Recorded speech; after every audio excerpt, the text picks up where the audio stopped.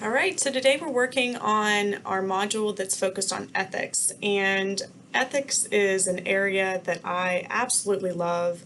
I kind of geek out on a little bit, but that a lot of students tend to dislike because we think of ethics as boring things or as ways in which we can get into trouble, right? Or lose a license or lose a certification. And so ethics doesn't always, when we hear of ethical dilemmas or we hear of the need to work through ethical dilemmas, it doesn't always bring up good feelings inside of us. But the reason that I like ethics so much is because there tends to be more unknown. There's not concrete yes or no, black and white answers to ethical dilemmas, and because ethical dilemmas occur so frequently in the workplace, in counseling, and a lot of times we don't even recognize that what's going on or what's happening actually would be considered an ethical dilemma.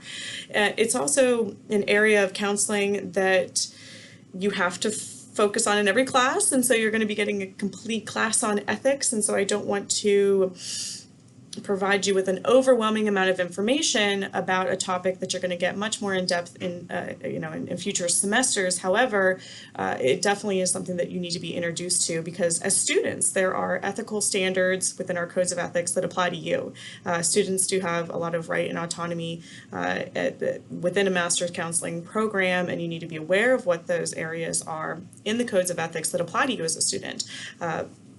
It's important. We as educators have to act in ethically appropriate fashion, and while we're providing you with education, while we're providing you with supervision and guidance. And so if we're not doing that, then you have the right as a student to basically kind of call us out on that.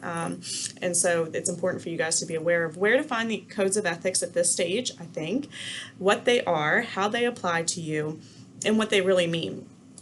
So when we're thinking about ethics, we're thinking about a set of moral principles, but within that, what my moral values are, what my moral standards are, might be different than yours. I'm speaking to each individual right now, right? My morals might be different than yours. Our morals don't always align exactly with other individuals, other cultures, other nations in general. And so it can get a little bit difficult. But when we're thinking about ethical standards, especially in terms of counseling, the codes of ethics have been adopted by organizations. And so what they essentially say are, we collectively as a group of counselors agree on this one set of moral standards that we must all abide by.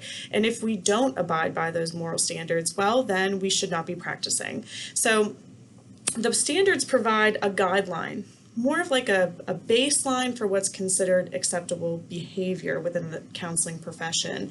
So they're kind of these normative statements. You're not going to find a code of ethics that specifically addresses every single little situation or scenario that you might find yourself in when you go out to practice. That's nearly impossible, especially in this day and age in terms of how we reach clients, the technology that we're using. Everything is changing from day to day, and even with the most recent update of the ACA Code of Ethics, which is kind of our standard, okay, it's kind of the highest code of ethics that we're going to be working from. The most recent revision of the Code of Ethics for the ACA includes this whole new section on distance counseling and technology that wasn't ever there before, because prior to 2014, we weren't seeing that counselors were using video teleconferencing modes for communication or text message based counseling. So those specific things that we're doing now as a counseling profession, we can't keep updating codes of ethics every single 6 months to reflect changes in technology. Codes of ethics do get updated regularly within 5 years, I would say 5 to 7 years, depending on the code that you're looking at. So they do try to keep on top of things, and there are slight modifications with each with each update that comes out. So it's really important that you are keeping up to date with the current set of ethical standards that you're supposed to be abiding by, that you're supposed to be following, that you print them out, that you hang them on your wall in your office, that you memorize them essentially. And I can't stress this anymore, okay, because they do change and they are modified from time to time. But kind of back to the actual premise of a code of ethics, or a code or codes of ethics, I should say, because a lot of times we're going to be following more than one code of ethics. when we're looking at kind of this baseline, this basic guideline for how we should be acting and behaving, it doesn't mean that we do the bare minimum, right? It doesn't mean that we work in the best interest of our clients, but only, enough, right? We're always trying to do more and be the most effective counselors that we can be, the most competent counselors that we can be, and providing the most fair services, the most just services, services to clients that are coming from a good place, that we're not doing any kind of harm to a client. So we're not, that's my kind of takeaway for this. Codes of ethics are kind of that baseline. They're a standard, general guideline, but please look at them and think, how can I be doing better for my clients in a way that reflects my competency in being an ethical counselor. Now, if you look at a code of ethics, I hope you have, please go through the module. You'll find a number of different examples of codes of ethics. Let me look back here real quick to make sure I put the ones on that I wanted to put on. So I posted 2 within the readings. One is the ACA Code of Ethics, the 2014 version. Again, very important that you're looking at 2014 version of ACA. Some textbooks that were published prior to 2014, so versions that came out in 2013 are oftentimes incorrect in their ethics chapters or their mention of ethics because they aren't following the updated version. Seeing a little bit difference now because the newer editions of textbooks have been updated since 2014, which is good. But same goes with the CRC Code of Ethics for 2017. That was a relatively recent update if we're thinking about updates of codes of ethics, and so it's important that we're looking at the most recent one. It's important that you watch my videos because why? I tell you little tidbits of information that are good for exams. And the next part of this lecture is going to be a good tidbit of information, okay? So I promise you there will be a question about ethics on the midterm exam. Codes of ethics contain various parts. You have principles, okay? These are often listed at the very beginning of a code of ethics, kind of in the narrative piece of the code of ethics before all the actual specific codes are talked about. The ethical code will examine the principles, the foundational values of ethical behavior and decision making that we follow. Within the ACA Code of Ethics, I'm looking at slide 5, kind of jumping around here a little bit, there are, and the CRCC Code of Ethics as well. There are 5 principles in these codes of ethics. Why do I make a point of telling you this? Because in older codes, there were only 4. Veracity is a newbie, okay? So make sure that if you're thinking about principles of codes of ethics, there are 5 of them. You must know about each one of these, okay? So kind of moving a little bit deeper into how the ethical codes are structured. Once the principles have been outlined, these foundational values for how we treat clients, how we're going about decision making, then we get into the actual sections, okay? And these talk about the counseling relationship, technology, supervision in counseling, counselor education. So these are kind of the header content areas with the specific codes following each of those sections, okay? So you have these specific ethical standards. Those are the actual codes. So whenever I say, reference a code of ethics that has to do with maintaining boundaries with clients, you're going to look at the boundary issues area or helping relationships. You're going to go to the specific code itself, A.2.A, and you're going to be referencing what that actual code might say, right? So that's kind of the breakdown of the codes of ethics. Like I said, there's a number of them. The ACA Code of Ethics tends to be the one, I haven't found anything different out there, that state licensure boards will follow. And so if you are planning on becoming an LPC, you would just by default need to be adhering to the ACA Code of Ethics.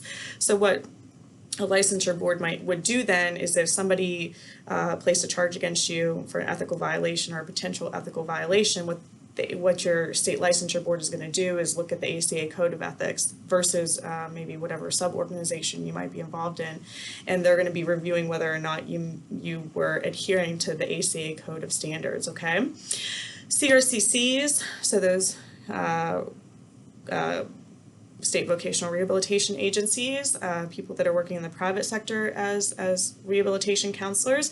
Sometimes if you don't have that LPC at the end of your name, you just have the CRC. The CRC Code of Professional Ethics is what is going to apply to you.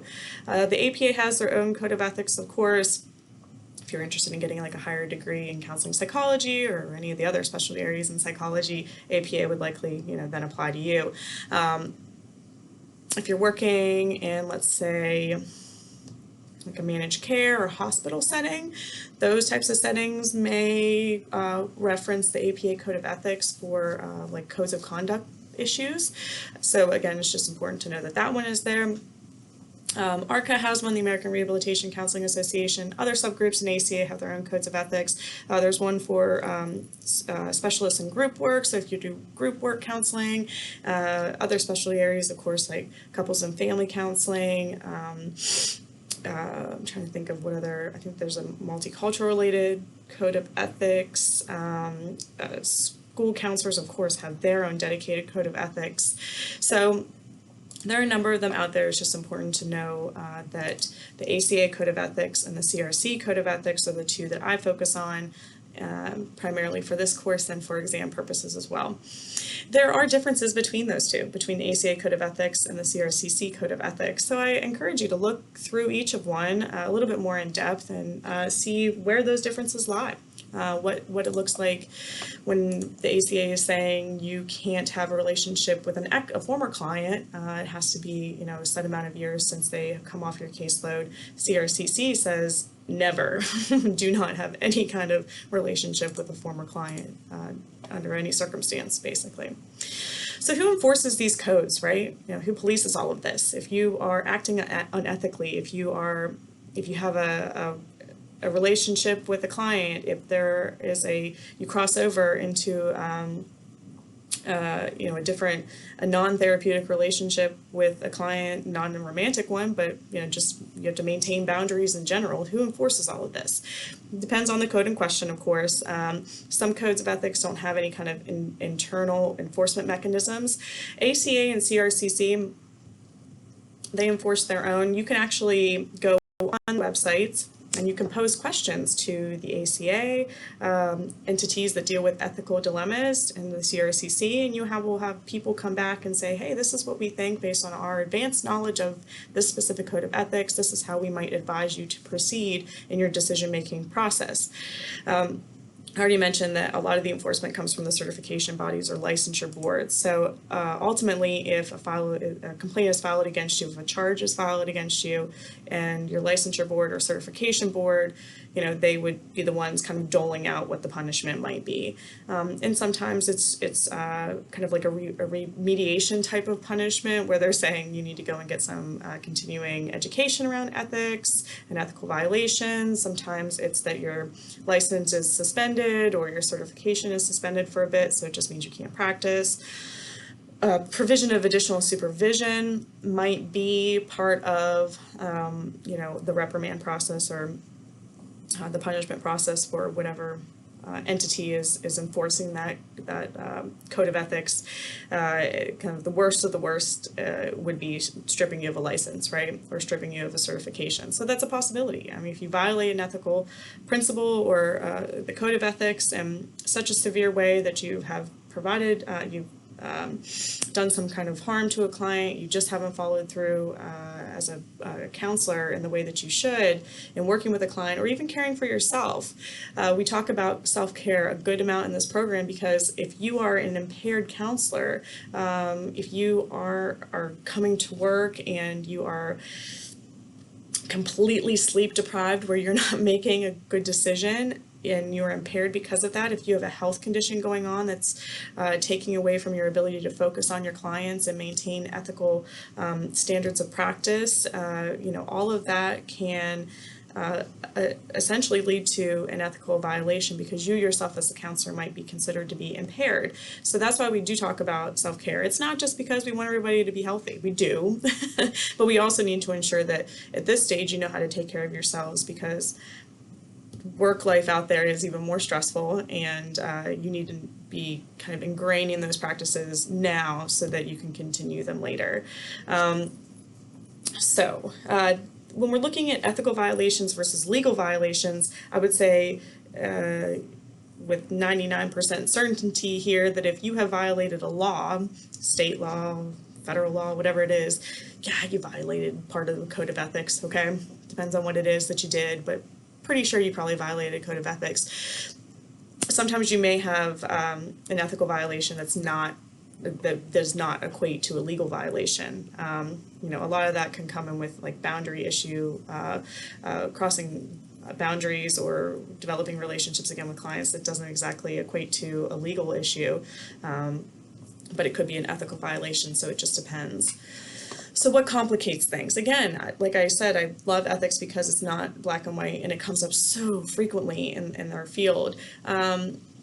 We are supposed to be making decisions in the best interest of our clients. We're supposed to be acknowledging their preference. We're supposed to be allowing the autonomy and the space to make their own decisions.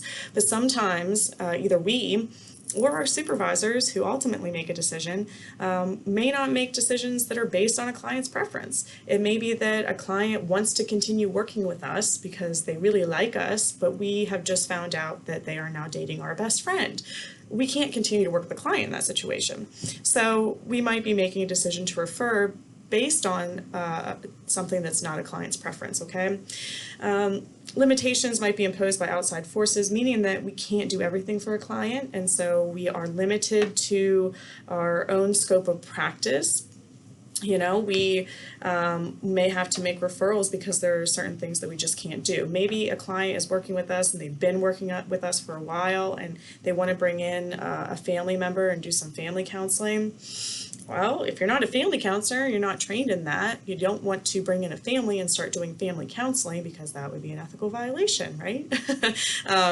You're not competent to provide family counseling unless you've been trained in it. So there are kind of these outside forces. There are things that we can't control. Limitations can be imposed by agencies, the types of clients that we might be serving, whether or not they're eligible for services. That's stuff that's out of our hands. Somebody else higher up has determined eligibility criteria for our clientele, and we might be able to work a little bit within that eligibility criteria to make sure we're providing services to somebody we feel like deserves it or needs it. But ultimately, we can only push those boundaries so much, depending on where we're working. Some clients don't want services. Some clients are mandated to be there. Some clients are there because somebody else in their life said they needed to be there. And that can make our jobs pretty difficult, right? But it doesn't mean that we should not be serving them or providing services to the best of our abilities. A lot of times the goals that a client is setting may not be realistic or attainable. There's ways around that, rather than just referring out, working with a client to develop goals that are more applicable to the situation, that are attainable, that are more concrete depending on what the situation is. So it may be just a matter of continuing to work with a client and reframing goals or developing new goals so that we can actually reach an endpoint with them. Money is not readily available everywhere. We know this, right? And it costs money to go see a counselor. It does, and because of that, the populations that we serve are directly impacted depending on where we're working. And so, for some clients, it may be that we're working on more of a sliding scale depending on the services that are needed. It depends a lot on the agency or organization that we're working for as well. Time might be limited. Sometimes insurance companies dictate how many sessions are covered under a provider. So our client might come in and we already know that their insurance will only cover up to 8 or 10 sessions, and so we have a deadline there. And so what do we do to maintain our ethical standard of care is that we tell our clients up front, this is how many sessions you might have. Let's just be mindful of this as we continue working, not keeping secrets from a client essentially in that way. So how does it all come together when we have all of these dilemmas that are coming up? We have these lovely things called decision-making models available at our fingertips. The one that, again, I tend to reference the most is the ACA, the ethical decision-making model that the ACA has kind of adopted, and I provided that for you in the module. But there are other examples of decision-making models that are more integrative or based on social constructivism type values. And so you don't have to be making decisions on your own. You don't have to be making decisions right then and there. You can take a moment to reflect on the situation, even in a crisis situation, even if somebody is expressing suicidal ideation to you. It may not be that you just have to run out the door, go get your supervisor and call 911, right? There are ways in which we can address the process by which we come to an answer, okay? So it never has to be as easy as just saying yes or no to a client when they're asking us something, right? So one thing we don't want to do is not refer back to our code of ethics or not use a decision-making model. Again, print out the decision-making model, hang it in your office, right next to your code of ethics. It'd be great. Everything's right there. So you can see it and reference it and can be burned into your brain. Again, whenever a licensure board or certification organization is looking at any kind of complaint, what they're going to be looking to the counselor for is to see, did they use a decision-making process? What was their process to get to their decision? How did they come to that answer for their client? How did they come to decide whether or not they were going to refer somebody? What did they do with that information that was given to them? Who did they consult with? Consultation is a huge part of the decision-making process.